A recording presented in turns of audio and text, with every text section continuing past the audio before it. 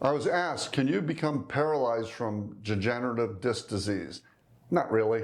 You know, degenerative disc disease is your discs are just degenerating. It doesn't mean that they're herniating or slipping back into the spinal canal and pushing on your spinal cord or your spinal nerves in your low back, which could paralyze you. That's a very different problem.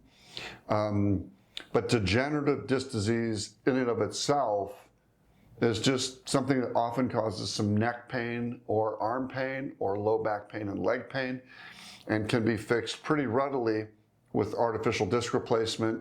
And if you're not a great candidate, maybe a fusion. As you know, I'm anti-fusion.